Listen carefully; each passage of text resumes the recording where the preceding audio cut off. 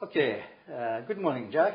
As you know, today we are facing one of the biggest crises we never had during the past 40 years, and we are not over the crisis today.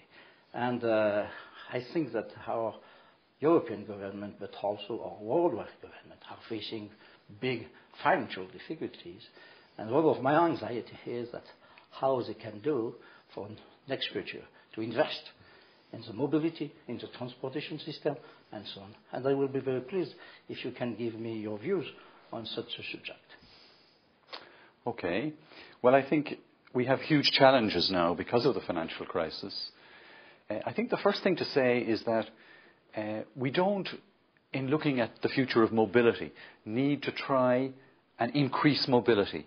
We have to improve and increase accessibility so that transport can do the job it's for, to help people go to work, to help people get to school, to help goods move.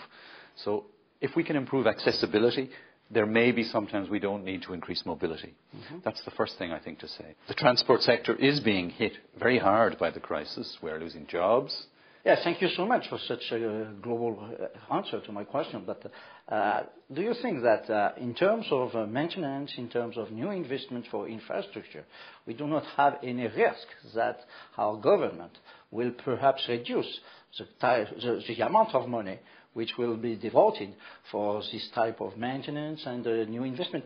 And as you know, we are also at the beginning of new technologies.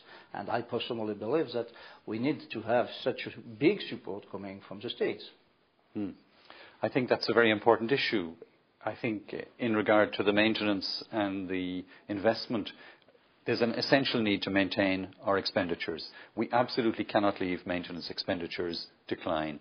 We have a very valuable asset to pass on to our children and grandchildren. We need to protect it. And in terms of investment, it's absolutely essential to continue investment in the transport sector, in the roads, in the rail, in the aviation, and in the new technology that you mentioned. And we see enormous opportunities for new technology to make an enormous difference to people's lives, to safety, to efficiency in the way we run this transport system.